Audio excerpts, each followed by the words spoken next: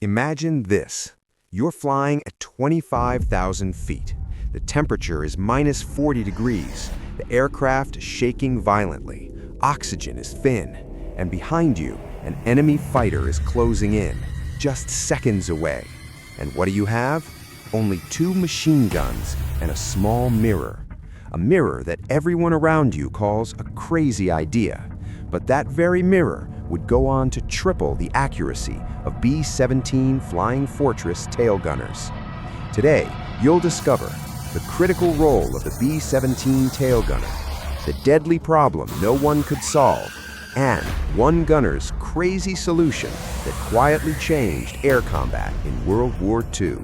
This is the story of the crazy mirror hack, the B-17 Flying Fortress. World War II. The sky wasn't just blue, it was a battlefield. America's most iconic heavy bomber, the B-17 Flying Fortress. A crew of 10 men, 13 machine guns, 4 massive engines, thousands of bombing missions over Nazi-controlled Europe. The B-17 was heavily armed, but it had one position that was especially dangerous: the tail gunner. Enemy fighters often attacked from behind. That made the tail gunner the bomber's last line of defense, and that's where the problem began. The tail gunner's biggest problem. The tail gunner's reality, seated at the very back of the aircraft, cramped metal compartment, extremely limited movement, freezing temperatures, constant vibration and noise. But the biggest problem? Depth perception. The enemy fighter, how close is it? How fast is it coming? From what angle? The gunner had to guess. And guessing meant missed shots, wasted ammunition, a destroyed bomber. Accuracy was dangerously low. The U.S. Army Air Forces were worried. One gunner's observation, turning point. One tail gunner, not famous, not decorated, but incredibly observant. He noticed something important. As a fighter approaches, it appears larger. But judging speed and distance is extremely difficult. Viewing a target from only one angle is misleading. Then, a thought occurred to him. What if I could see the target from 2 angles at the same time? That single thought gave birth to what would later be called the crazy mirror idea. The crazy mirror hack explained. So what did he do?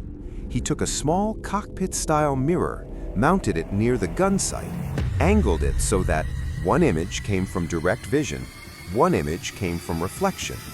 Now he had 2 perspectives, better depth judgment, clearer understanding of speed and distance. Others laughed. A mirror on a tail gun? Are you crazy? The gunner's response was simple. Just let me try. The first combat test. During the next mission, enemy fighters approached from the rear. The tail gunner was ready. He used direct sight and mirror reflection at the same time. The results were immediate.